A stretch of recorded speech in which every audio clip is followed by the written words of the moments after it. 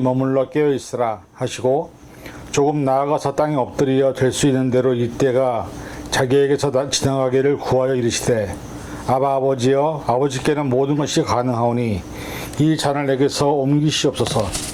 그러나 나의 원대로 마옵시고 아버지 원대로 하옵소서 하시고 돌아오사 제자들이 자는 것을 보시고 베드로에게 말씀하시되 시몬아 자느냐 네가 1시간도 깨어 있을 수 없더냐 시험에 들지 않게 깨어 있어 기도하라 마음에는 원이로되 육신이 약하도다 하시고. 아멘. 기도하겠습니다. 하나님, 우리가 예수님의 겟세마네 동산에서 기도하실 때에 베드로 보시면서 하셨던 말씀이 오늘 우리에게 하시는 말씀인 줄 깨닫게 하여 주옵소서. 시험에 들지 않게 깨어 기도하라는 이 말씀이 우리의 삶에서 얼마나 중요한지를 깨닫게 도와주시고 말씀 안에서 하나님의 뜻을 따를 수 있는 믿음이 될 수 있도록 붙잡아 주옵소서. 감사드리며 예수님의 이름으로 간절히 기도하옵나이다. 아멘. 성경에 등장하는 모든 인물들은 그들의 삶과 하나님의 믿음의 시험을 뗄 수 없는 관계에 놓여 있었던 것을 보게 됩니다. 그래서 사실 많은 신앙의 믿음을 지키는 그 삶에는 시험이라는 것은 언제나 동전의 양면과 같이 삶에서 동시에 나타나게 마련입니다. 사람이라면 자신에게 닥쳐오는 시험을 좋아할 사람은 한 사람도 없습니다. 모든 사람은 평안하고 안정된 삶을 추구하기 때문입니다. 우리가 신앙생활하면서 느끼는 딜레마가 바로 이런 모습이 아닐까 생각합니다.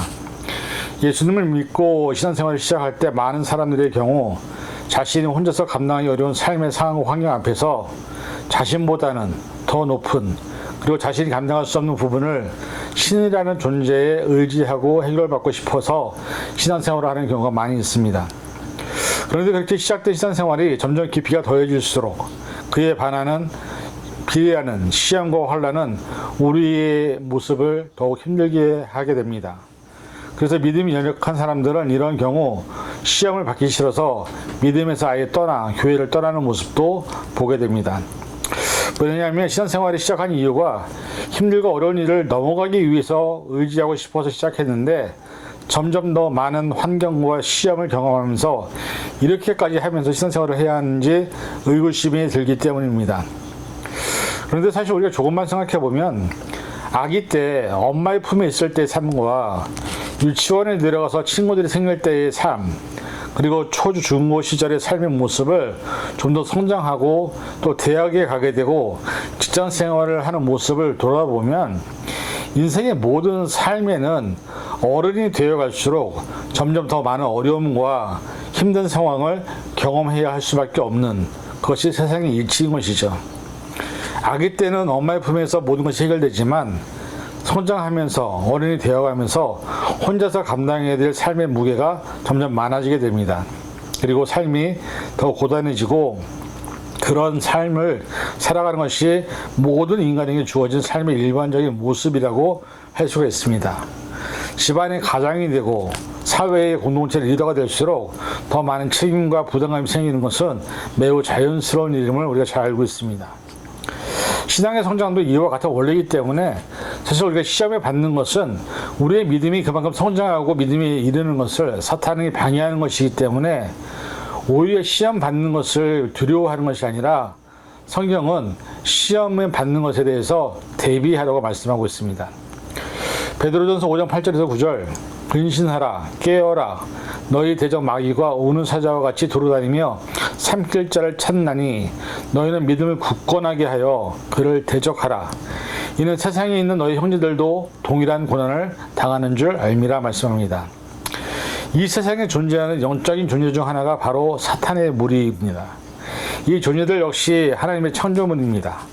이들은 사람과 하나님 사이에서 관계를 망가뜨리기 위해서 신앙에서 떠나게 하는 일들을 많이 하고 있습니다.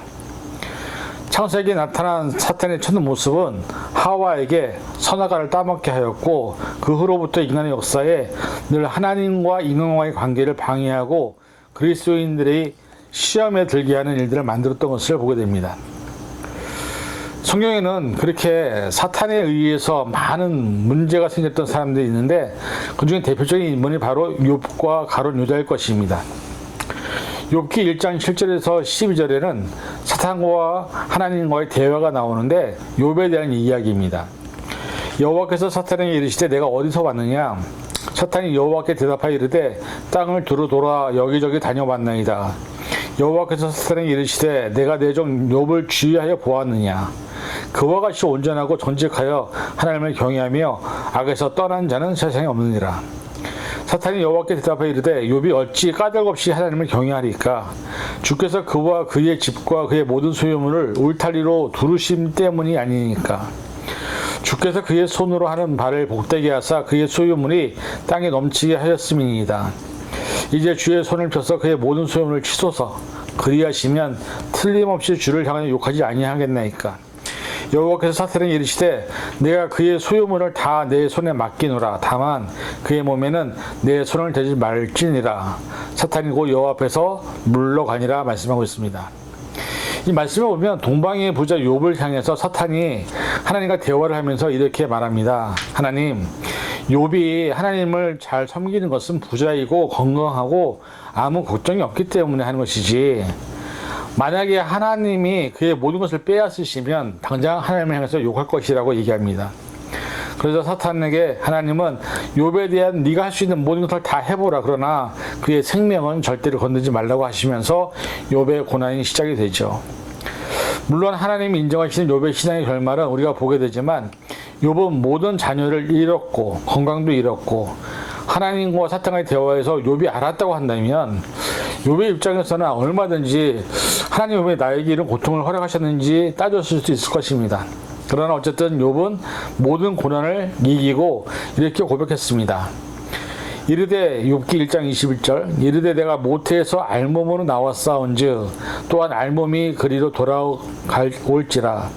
주신 이도 여호와시요 거두신 이도 여호와시니 여호와 이름이 찬송을 받으실지니이다 하고, 욥은 자신에게 닥친 환난을 믿음으로 극복하였고 인간으로서 경험할 수 없는 시험 앞에서도 하나님의 인도하심을 믿고 인내하며 시험을 이겨낸 위대한 믿음의 사람이었습니다. 이처럼 때로 사람을 시험하기도 하는 것이 사탄입니다. 그런데 이 사탄이 사람에게 들어가서 사탄의 도구로 만들기도 합니다. 그것이 바로 가룟 유다였습니다. 요한복음 13장 26절 27절 예수께서 대답하시되 내가 떡 한 조각을 적셔다 주는 자가 그니라 하시고 곧 한 조각을 적셔서 가롯 시몬의 아들 유다에게 주시니 조각을 받은 후 곧 사탄이 그 속에 들어간지라. 이에 예수께서 유다에게 이르시되 내가 하는 일을 속히 하라 하시니. 이 말씀을 보면 가룟 유다에게 사탄이 들어가는 모습을 보게 되죠. 결국 가룟 유다는 은 30냥에 예수님을 유대인들에게 팔게 됩니다. 이 모습은 사람이 자기의 마음을 한 것이 아니라 사탄을 통해서 유다와 같이 사탄의 도구가 되는 모습을 우리에게 보여주고 있습니다. 가룟 유다가 그러했다면 우리도 역시 언제든지 사탄의 도구로 전락할 수 있음을 기억해야 합니다. 그래서 오늘 본문은 뭐라고 말하냐면 우리에게 깨어있어 기도하라고 말씀하시는 것입니다. 사탄은 언제든지 우리를 통해서 하나님의 영광을 가리고 하나님의 뜻을 과격하게 만드는 일을 우리에게 만들게 합니다. 우리는 삶을 살면서 때로 하나님께서 왜 우리에게 이렇게 어렵게 힘들게 하시냐고 원망과 불평을 털어놓을 때가 있습니다.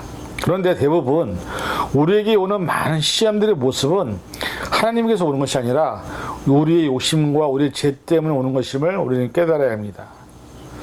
우리의 욕심이, 우리의 죄가 우리 스스로를 많은 고난과 핍박을 주는 경우가 더 많다는 것이죠.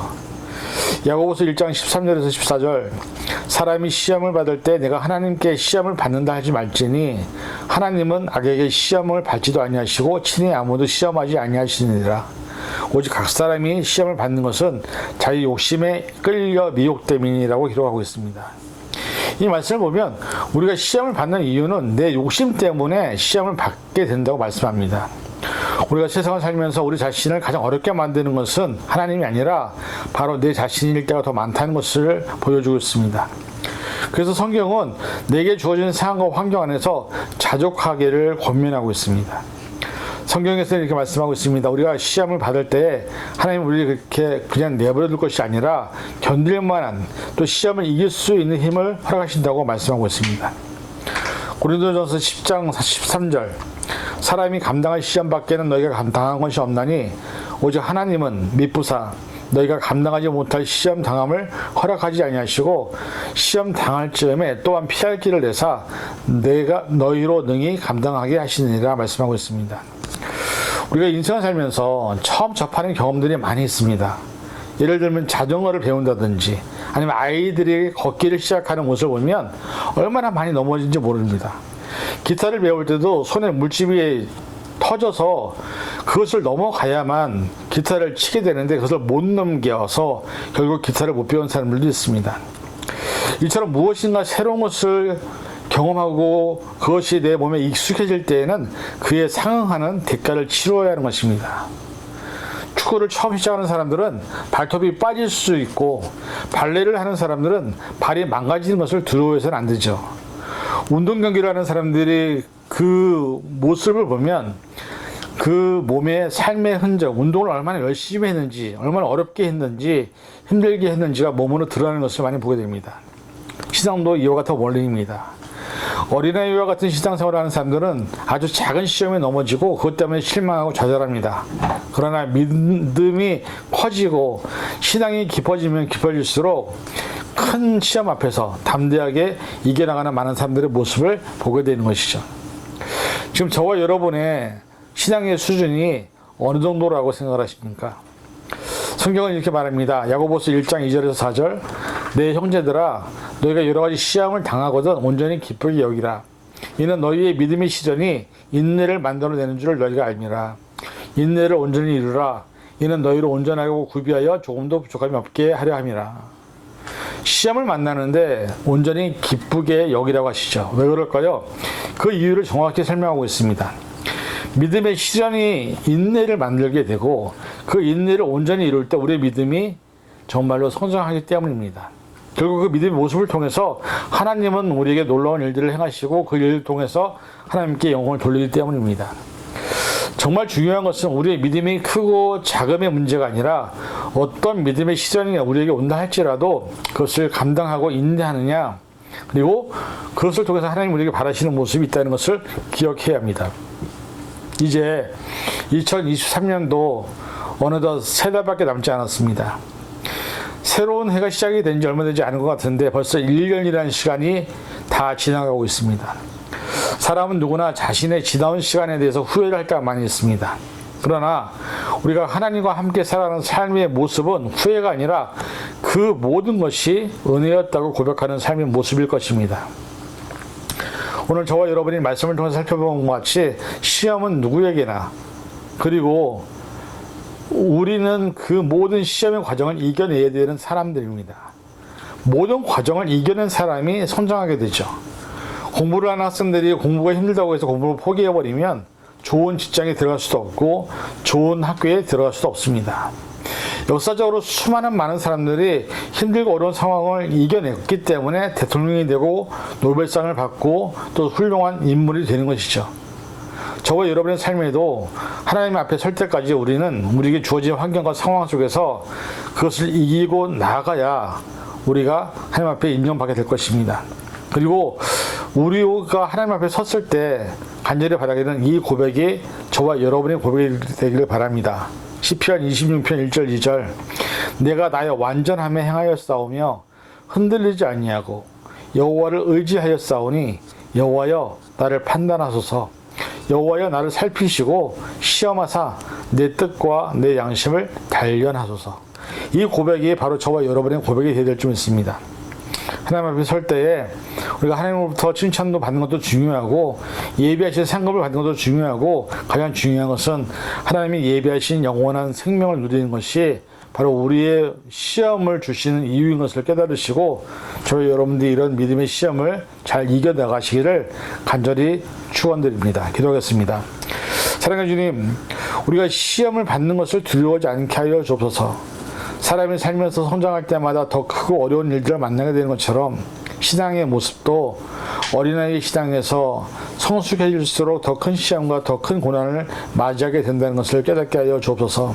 그러나 그 고난과 시험 앞에서 의연하게 하나님과 함께 하게 하시고 하나님을 믿음으로 하나님의 모든 것을 이기는 그 능력을 경험하게 도와주시고 그것을 통해서 하나님 우리에게 주시고자 하는 놀라운 은혜를 경험하는 시간 되게 하여 주옵소서.